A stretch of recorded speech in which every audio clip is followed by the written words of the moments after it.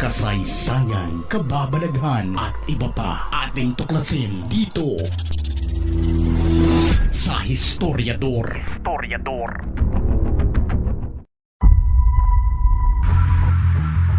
Ang kasong ito ay ilang buwan na ring pumutok sa social media, pero hindi muna natin tinalakay ito dahil sa hindi pa nagkaroon ng mas klarong detalye ukol sa mga nasangkot sa insidenteng ito, hanggang sa ipinalita ito ng ilang mga news outlet kung kaya't oras na para talakayin natin ang detalye sa pagbira sa lalaking kandidato sa pagka-Mr. Cagayan de Oro na si Adrian Rovic Cornelius, 24 anyos at itinumba ng gunman noong May 9, 2023. Ayon sa naunang statement ng Cagayan de Oro Police Office, tumugma umano ang paglalarawan ng mga testigo sa tatlong persons of interest na pinaniniwalaan ng mga otoridad na siyang bumira sa biktima. Dagdag pa ng mga otoridad sa umpisa na may kinalaman umano ang nalalapit na 2023 Mr. Cagayan de Oro pageant sa pagkatumba ng biktima.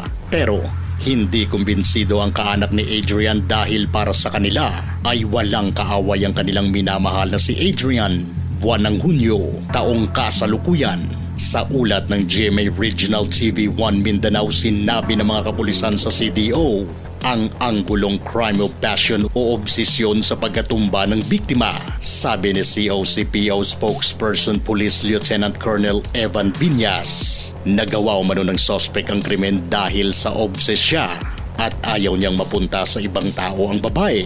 Hindi pinangalanan ng pulis kung sino ang tinutukoy na suspect. Hindi napigilan sa social media ang pagsabog ng kasong ito. Iba't ibang mga anggulo ang lumabas at may mga pangalang nadagdag sa pagkatumba ni Adrian. Samot-saring mga teorya ang nagsipagsulputan sa nangyaring ito.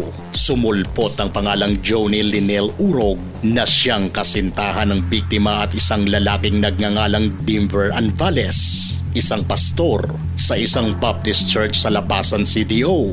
Ayon sa mga teoryang lumabas, di umano ay may kinalaman ng pastor sa pagbira dahil siya raw ay may relasyon sa kasintahan ng biktima, rason para magselos ito ng matindi. Nang makita sa social media sina Adrian at girlfriend nito na may suot-suot na promise rings, tadtad ang pastor at kasintahan ni Adrian sa panghuhusga sa kanila sa sinapit ng binata. Hanggang nitong August 12, 2023, nang ma-interview ng IFM-CDO ang pastor na si Anvales at hininga ng kanyang pahayag tungkol sa nangyari, mariing itinanggi ng pastor ang mga akusasyon laban sa kanya. Tinanong siya kung kakilala niya daw ang biktima at sinagot niya naman na sa pagkakakilala niya ay tagalapasan nito. Sinagot din niya ang tanong kung kilala niya rin ang kasintahan ng biktima. Sinabi niyang oo dahil may kaibigan daw siya noon na kaibigan rin ni Johnny Linel Urog. Because nasa friend before nga friend na ako, and because of that I know her. Common friends. Common friends. Okay. So, ina na ang pagkaila, no? So, those are things that I know them, no? With that. Wala lang ko kabalo on sa inahitabo after that, o on sabay mga conflict nila after that, why my name is implicated.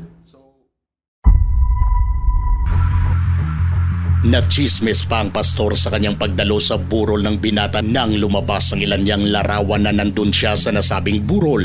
Pero ayon sa kanya, gusto raw niyang malaman kung ano ang maitutulong niya sa pamilya ng biktima. Nakita raw niya na may pangangailangan sila at dahil dun ay kumilos daw siya kung paano makakapag-assist. Sa pagkadawit raw ng kanyang pangalan sa pagkatumba ng biktima ay wala naman daw siyang natanggap na sumon mula sa kapulisan at hindi naman daw siya naimbitahan para imbestigahan. Pinayuhan na raw daw siya ng kanyang abogado na hintayin na lang kung may reklamo itong matatanggap. Ilang buwan na raw nangyari ito kaya nagulat raw siya kung bakit bigla na lang sumulpot ang mga chismis patungkol sa pagkadawit ng kanyang pangalan sa pagkatumba ni Adrian. Payo pa ng pastor sa lahat na kailangan muna nilang i-evaluate ng mabuti ang nangyari dahil chismis lang daw ang mga ito. Meron lang daw tao na gustong siraan ang kanyang pangalan.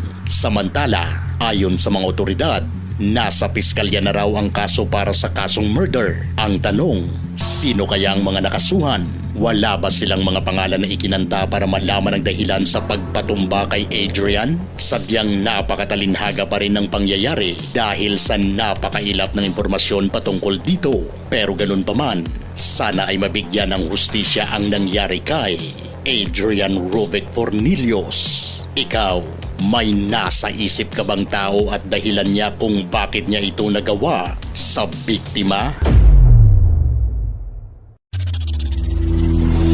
Kung gusto nyo ng mga ganitong klaseng videos, panoorin, pindutin ang notification bell, mag-subscribe at i-share sa mga kaibigan. Maraming salamat po hanggang sa susunod dito sa Historiador.